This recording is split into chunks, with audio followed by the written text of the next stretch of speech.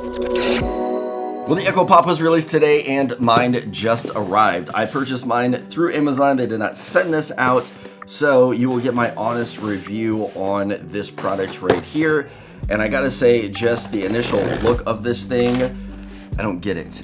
If you guys have an idea or why this product was made and who it's marketing for, let me know in the comments below. I'd love to know your thoughts on this product right here. But essentially, this is an Echo Dot sliced in half. I could maybe see the point of this device if it were a lot cheaper, but it's only $10 cheaper than the actual Echo Dot itself. So here it is, the Echo Pop, a nice, tiny, little device. Compare it to the Echo Dot. So there are the two side by side, but I don't know. I mean, it's got, I guess, a bit of a different look. We've got different buttons on the top right here. So the Echo Dot, we've got 4 buttons on top. With this one right here, we've only got 3 buttons on top, but they're the exact same dimensions, except for the fact that the Pop is essentially cut in half. So it appears to have more of a forward-facing speaker, but what you can't see is that the Echo Dot also has that inside too. You just can't see it. Now with the Echo Pop, they did move the activation light up to the top instead of the bottom. I know some people are going to like that because if you glance over at your Echo Dot, you might not be able to see it reflecting off the surface that it's sitting on. You may be able to just see the top of it, so that's kind of nice. The microphone holes on the top, they actually seem bigger. I'm used to seeing the microphone holes on, say, like an Echo Show 5. These seem bigger, which has me hope that it's going to be able to hear people better. But the biggest test is going to be listening to it. Now, Amazon did say that the speaker on here is not as good as the Echo Dot. Also, taking a look at the back, we only have a power port back here. We don't have that 3.5mm jack on here like we saw with the Echo Dot 4th generation. Now, it does seem that Amazon is moving towards the trend of removing that 3.5mm jack on the back, which is unfortunate for the people who are using it, but you still can't connect devices through Bluetooth if you want to do that. Anyway, here is the device right here. Let's go ahead and take a look inside, and this is the cable it comes with. So for the color that I bought, the power cable itself matches it, but you're going to get this power cable no matter what color you bought. Whether you bought the charcoal one, the darkest one that they have, or the white one, or whatever light gray one this is, you're all getting the same power cable. I don't understand why you don't get a black cable if you ordered the black one, but that's just how Amazon is doing it now. Okay, let's do a quick test with these things as a side-by-side comparison. You know, it's funny, as I'm getting this device connected to my phone via Bluetooth, it actually pops up as an Echo Dot. So I had to connect to an Echo Dot, at least that's its naming convention, to actually connect to the Echo Pop here. Let's go ahead and test out the speaker on this, and I'll do a comparison between this and the Echo Dot 4th generation. This is 50% volume right now.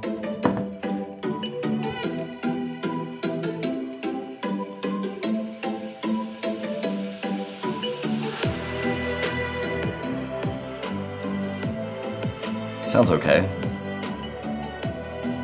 I mean, it is at 50% volume, but it's a foot in front of my face.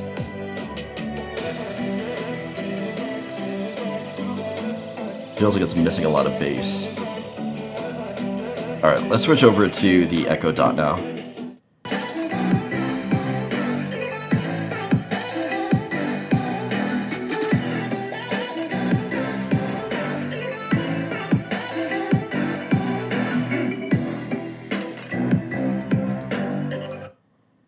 Okay, so after listening to both of these side by side, you probably can't hear too much going through this microphone right here, but just physically listening to the both of these right here, the Echo Dot has a bit more bass to it. It sounds louder, it sounds richer, it sounds fuller.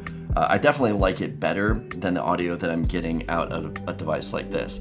Now, aesthetically, I kind of like the look of this one. I like the pop and how it looks. I like that there's actual physical buttons to push on here as opposed to, you know, pushing through the cloth that we're seeing on here. Pushing on the cloth and doing that, I can just see that getting this device dirty over time, especially if you get the lighter color one like this. Another thing that I noticed on the top of these two is that the new Echo Pop does not have an action button. So we've got a volume up, a volume down, and a mute button on top, but we don't have that action button anymore. So you have to use your wake word to actually control the device. You can't just hit that button like you could on these older devices here. Now, there are some other statistical differences between these two devices. So taking a look here at this comparison, we can see that the two biggest differences between the Pop and the Dot is going to be motion detection and temperature sensor. So these are really going to be beneficial if you plan on using any kind of smart home automation that you can use these as triggers.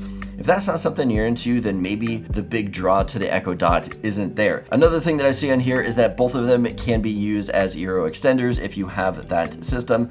All of that is within the Amazon ecosystem. These also both support Matter over Wi-Fi, so they're not going to be Threadboard or routers, which if you don't know what that is, then you can check out a video that I did talking about Matter. It's a new smart home standard. Other than that, it's a $10 difference between the two of these. I think the benefits that you're getting from the Echo Dot, as far as the bigger, bassier, fuller, better sound, the ability to have motion detection and a temperature sensor in case you want to use that in the future, to me, the extra $10 is a no-brainer, which again, I still don't know why the Echo Pop exists at this price point. I could see if it was $35 or maybe $30, something to draw people in a little bit more. You know, it's got less features on it.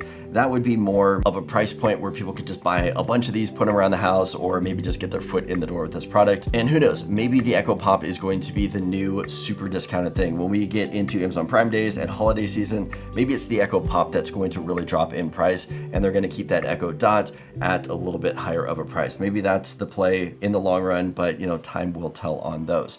Overall, I gotta say, the Echo Pop to me is just, I'm not gonna go out there and upgrade any of my devices to this right here. Maybe if there were some spots that I wanted to get around the house, but like I said, I would just go with the Echo Dot. I think it's just a better device for an extra $10. But that is just my first impression. I'd like to dive deeper into this and also see what some other people are saying about this device. Maybe I'm just missing something, but you know, we'll see. Let me know in the comments below. Anyway, I hope you guys enjoyed my take on this product right here and just giving some information on my thoughts. If this video was helpful, give it a thumbs up. Let me know that you liked it. As always, don't forget to subscribe for more content like this, and I'll see you guys in the next video.